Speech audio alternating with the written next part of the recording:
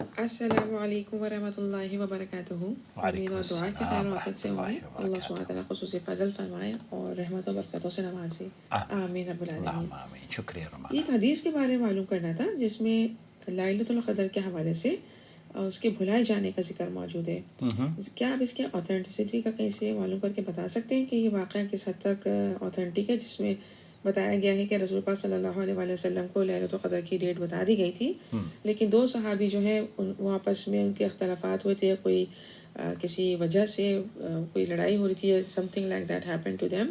اور اس منظر کو دیکھ کر یہ جو ڈیٹ والا معاملہ ہے اس کو بھلا دیا گیا تھا۔ سر اس کی وضاحت کر دیجیے گا قرآن و سنت کی روشنی میں۔ بالکل، میں کوشش کرتا ہوں۔ آمین، جزاک اللہ خیر۔ السلام علیکم۔ مجھے ایسا لگتا ہے کہ شاید ایک فتنہ ہے، انکار حدیث کا فتنہ، اور بر صغیر میں وہ بڑی تیزی سے پھیل رہا ہے۔ ہمارے اپنے جاننے والوں میں بھی اس کو بڑے تیزی سے محسوس بھی کیا گیا ہے، اور اس طرح کے شکوک اور شبہات کا ازالہ ہمارا چینل بہت خوبصورتی سے کرتا رہتا ہے۔ براہ کرم جڑ جائیے اور دیکھا کریں ہمارے اس چینل کو، تاکہ آپ کو آپ کے گھر پر بیٹھے ہوئے علم کی شمعیں روشن ہوتی رہیں اور آپ کی علمی پیاس بجھتی رہے۔ دوستو، بھائیوں اور بہنوں، حضرت عبادہ ابن صامت سے روایت ہے کہ رسول اکرم صلی اللہ علیہ وسلم کو شب قدر کی مخصوص رات بتانے کے لیے آپ باہر تشریف لائے، اور صحابہ کو آپ بتانا چاہتے تھے، لیکن اسی دوران دو افراد میں جھگڑا ہوا، اور تب اللہ کے رسول صلی اللہ علیہ وسلم نے یہ فرمایا کہ انی خرجت لیخبرکم بلیلۃ القدر، میں تمہیں شب قدر کے بارے میں بتانے آیا تھا، مگر فلاں اور فلاں کے جھگڑے کی وجہ سے اس کا علم اٹھا لیا گیا، شاید یہ تمہارے لیے بہتر ہو بس تم اسے رمضان کے 9ویں، 7ویں اور 5ویں تاخراتوں میں تلاش کرو۔ اس طرح کے جو الفاظ ہیں، فَالْتَمِسُوهَا فِي التَّاسِعَةِ وَالسَّابِعَةِ وَالْخَامِسَةِ، اور اللہ کے رسول صلی اللہ علیہ وسلم نے یہ جو حدیث ہے، یہ صحیح بخاری اور مسلم کی متفق علیہ حدیث ہے۔ یہاں نبی کریم صلی اللہ علیہ وسلم کو شب قدر کی مخصوص رات کا علم دیا گیا تھا، اس میں تو کوئی دو رائے نہیں ہے، مگر صحابہ کے دو افراد کے جھگڑنے کی وجہ سے یہ علم اٹھا لیا گیا۔ اس سے یہ پتہ چلتا ہے کہ جھگڑوں میں کبھی خیر نہیں ہوتی، انتشار ہمیشہ نقصان دہ ثابت ہوتا ہے۔ یہ اللہ کی حکمت تھی تاکہ امت پورے رمضان کے آخری عشرے میں عبادت کر سکے، اور یہ ہی اہل علم نے اس زاویے سے اس کا جو پازیٹیو حصہ ہے اس کو آپ اگر دیکھیں تو آپ کو پورا آخری عشرہ عبادت کے لیے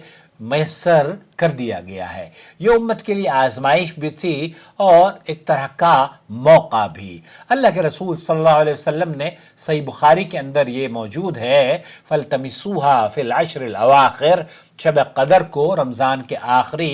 آخری 10 راتوں میں تلاش کرو۔ یہ امت کے لیے سبق ہے۔ اختلاف، جھگڑے اور نا اتفاقی کے سبب اللہ تعالیٰ کی نعمتیں ہم سے چھن سکتی ہیں، چھنی ہیں، اور مشاہدہ ہے، تجربہ ہے کہ جب اختلافات ہوئے ہیں تب اس کے نتیجے میں بڑے بڑے نقصانات وجود میں آئے ہیں۔ سعودی عرب کے علماء کا اس سلسلے میں کیا موقف ہے؟ شیخ ابن باز مفتی مملکت سعودی عرب یہ فرماتے ہیں کہ اللہ کی حکمت ہے کہ شب قدر کی تاریخ کو مخفی رکھا تاکہ لوگ سستی نہ کریں اور آخری عشرے کی تمام راتوں میں عبادت کریں۔ یہ شیخ ابن باز مجموع الفتاوی میں انہوں نے نقل کیا ہے۔ شیخ محمد بن صالح العثیمین فرماتے ہیں یہ رات ہر سال آتی ہے، اور نبی کریم صلی اللہ علیہ وسلم کی سنت کے مطابق ہمیں آخری عشرے میں زیادہ عبادت کرنی چاہیے تاکہ ہم اس کی برکتیں حاصل کر سکیں۔ لہذا ہمیں پورے آخری عشرے میں عبادت کرنی چاہیے، صرف ایک رات پر اکتفا نہ کرنا چاہیے، اور یہی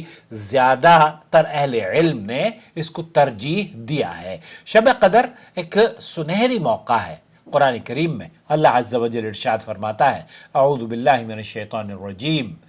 لیلۃ القدر خیر من الف شہر، شب قدر 1000 مہینوں سے بہتر ہے۔